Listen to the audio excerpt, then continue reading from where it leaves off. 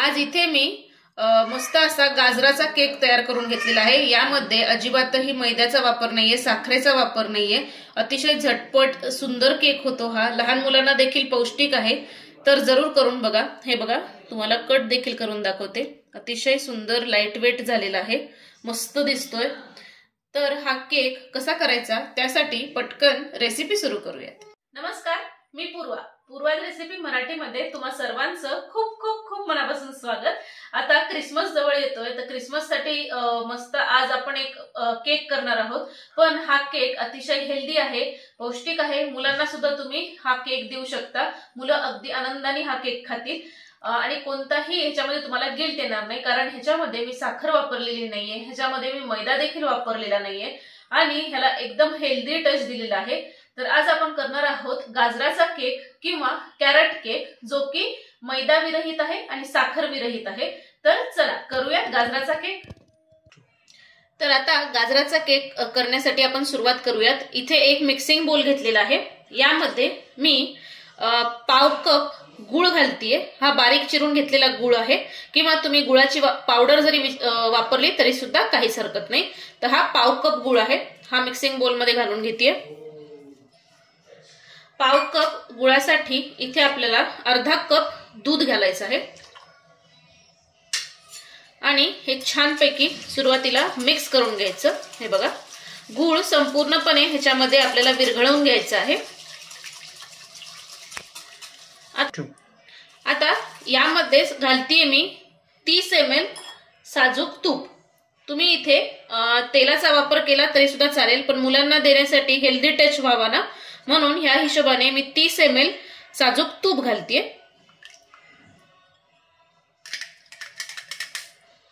Mix करून घेऊया आणि हे छानपैकी ना घुसळवून घ्यायचं आणि गुळ ह्याच्यामध्ये संपूर्णपणे आपल्याला विरघळवून घ्यायचं आहे। हे सतत विस्क करायचं आणि गुळ पूर्णपणे विरघळवून घ्यायचा ह्याच्यासोबत।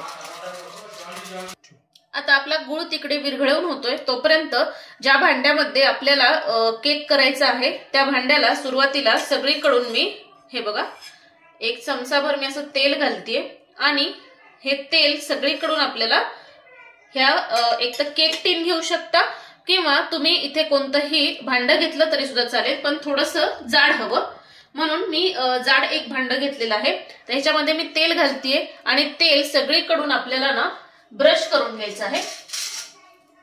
हे बघा, अशा पद्धतीने कडांना सुद्धा सगळीकडून आपल्याला तेल लागल्या गेलं पाहिजे, म्हणजे केक सुटून येतो पटकन।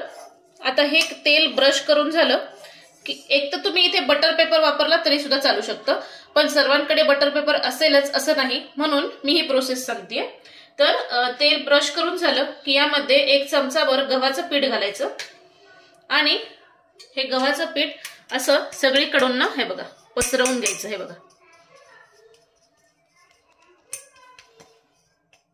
हे बघा, सगळ्या भांड्याला चहूबाजूंनी असं लावून घ्यायचं। हे बघा, तर हे बघा अशा पद्धतीने सगळीकडून आपल्याला गव्हाचं पीठ लावून घ्यायचं आहे आणि जे एक्सेस गव्हाचं पीठ आहे हे आपण काढून घेऊयात। तर हे बघा, गुळ ह्याच्यामध्ये आता या मिश्रणामध्ये संपूर्णपणे विरघळलेला आहे। तुम्ही हे मिक्सरला फिरवून घेतलं तरी सुद्धा चालू शकतं। आता यामध्येच घालतीये मी अर्धा चमचा वेलची पूड, ही देखील मिक्स करून घेऊया। आता ही मिक्स करून झाली की आता यामध्ये आपण सुके जिन्नस घालून घेऊयात। तर ह्याच्यावरती एक गाळणी किंवा चाळणी ठेवलेली आहे मी। तर यामध्ये घालतीये मी अर्धा कप गव्हाचं पीठ, त्यानंतर 1.5 टेबलस्पून इथे मिल्क पावडर घालतीये।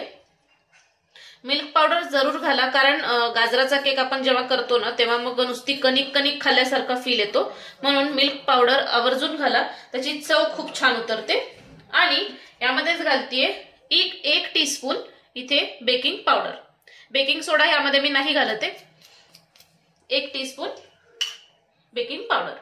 आता हे सगळं आपण गाळून घेऊयात, ह्या वेट इन्ग्रेडियंट्स मध्ये चाळून घेऊयात, म्हणजे त्याच्यामध्ये जर काही कचरा असेल किंवा गुठळ्या वगैरे असतील तर त्या निघून जातील। तर आता हे सुके जिन्नस संपूर्ण मी ह्याच्यामध्ये घालून घेतलेले आहेत. आता ह्याला मिक्स करूयात छानपैकी. ओव्हर मिक्स खूप करायचं नाही, नाहीतर मग केक फुगत नाही. हे बघा, अलगद हाताने हे फिरवून घ्यायचं. हे बघा, अशा पद्धतीने कट आणि फोल्ड मेथडने. हे बघा,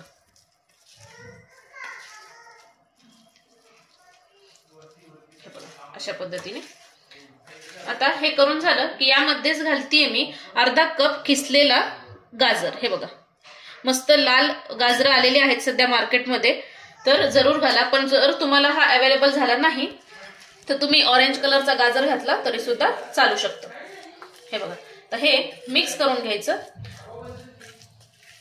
आता ह्याच्यामध्ये मला थोडंसं दूध लागणार आहे अजून, तर इथे साधारण मी 1.5 टेबलस्पून इथे दूध घालून ह्याचं छानपैकी एक बॅटर तयार करून घेते. तर हे बघा, 1 टेबलस्पून आधी घालतीये. हे मिक्स करून घेऊयात. रूम टेम्परेचर वरचं दूध घ्यायचं, गार घ्यायचं नाही किंवा गरमही दूध घ्यायचं नाही. हे बघा, बॅटरची कन्सिस्टन्सी चांगली असणं केकसाठी अतिशय गरजेचं आहे, नाहीतर मग केक फुगत नाही. हे बघा, आता अजून अर्धा टेबलस्पून अजून मी दूध घालतेय, म्हणजे त्याची कन्सिस्टन्सी व्यवस्थित होईल. हे बघा,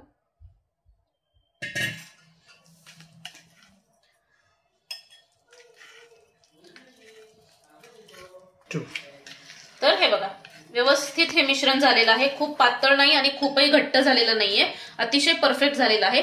आता लगोलग आपण ज्या केक मध्ये आपण टीन मध्ये केक करणार आहोत ना, त्याच्यामध्ये हे मिश्रण ट्रान्सफर करून घेऊया. तर इथे मी कुकर प्रीहीट होण्यासाठी ठेवलेला होता आधीच. 5 ते 10 मिनिटं कुकर प्रीहीट करून घ्यायचा. कुकरची शिट्टी काढायची आणि रिंग काढून घ्यायची आणि कुकर 5 ते 10 मिनिटं छानपैकी प्रीहीट करून घ्यायचा. तर आता हे बॅटर आपण ह्या केक टीन मध्ये घालून घेऊयात किंवा ह्या भांड्यात घालून घेऊयात, ज्याला आपण गव्हाचं पीठ आणि तेल लावून घेतलेलं होतं. अगदी म्हणजे अजिबातही ओव्हर मिक्स करू नका, नाहीतर मग केक अजिबात फुलत नाही.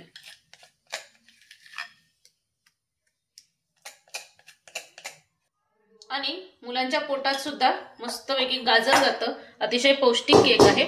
तर हे छानपैकी असं टॅप करून घ्यायचं, म्हणजे त्याच्यामध्ये काही एअर बबल्स असतील तर ते निघून जातात. आणि इथे आता वरतून गार्निश करण्यासाठी ह्याच्यावरती मी अशी वेगवेगळी कलरची टुटी फ्रुटी घालतीये, म्हणजे ते दिसायला खूप सुंदर दिसतं जेव्हा केक बेक होऊन येतो तेव्हा. मस्त. आणि थोडेसे काजूचे तुकडे लावतीये. हे बघा, अशा पद्धतीने तुम्ही तुमच्या आवडीप्रमाणे सुकामेवा लावू शकता. तुम्हाला तुमच्या मुलांना जे आवडतं ते लावू शकता तुम्ही. मस्त. आता लगोलग आपण हा केक टीन आहे ना, हे भांड आपण आता प्रीहीट केलेल्या कुकरमध्ये ठेवून घेऊयात. तर हे बघा, आता हे कुकरमध्ये ठेवून घेऊयात. कुकरच्या बेसला एक मी जाळी ठेवून घेतलेली आहे. आता त्यावरती हे भांड ठेवून घेऊयात. मस्त अलगद ठेवायचं. कुकरची शिट्टी आणि रिंग काढायला विसरू नका. हे बघा, झाकण लावायचं आणि मंद आचेवरती स्लो टू मीडियम हीटवर हा केक साधारण 25 मिनिटं आपल्याला बेक करून घ्यायचा आहे. तर साधारण 25 मिनिटं छानपैकी हा केक मी बेक करून घेतलेला आहे. तर गॅस बंद केलेला आहे. आता चेक करूयात आपण. मस्त, हे बघा, मस्त फुगलेला आहे आपला केक, बघू शकाल इथे तुम्ही. आणि ह्याच्यामध्ये जर सुरी घालून बघितली ना तर हे बघा, संपूर्णपणे क्लीन येते, म्हणजे केक छानपैकी बेक झालेला आहे. आणि 5 मिनिटं मी असाच कुकरमध्ये ठेवून घेतेय आणि नंतर बाहेर काढून संपूर्णपणे गार करून घेऊयात आणि डिमोल्ड करून घेऊयात. तर आता संपूर्णपणे हा केक गार झालेला आहे. आता ह्याच्या आपण सुरुवातीला साइड्स लूज करून घेऊयात. ऑटोमॅटिक सुटतायत साइड्स ऑलरेडी, बघू शकाल, म्हणजेच केक छानपैकी बेक झालेला आहे. तर आता साइड्स लूज करून झाल्या की यावरती एक प्लेट उपडी करून ठेवतीये आणि आता हे पलटवून घेऊयात.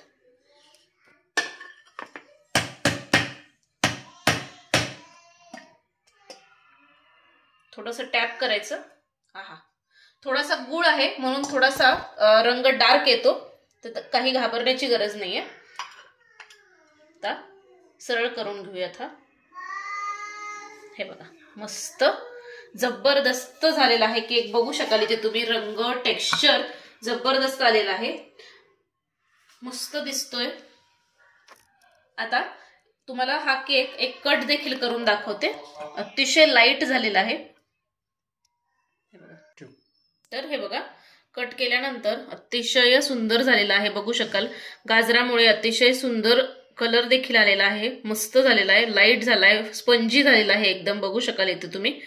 तर हा केक जरूर करून बघा आणि केल्यानंतर मला कमेंट करायला विसरू नका.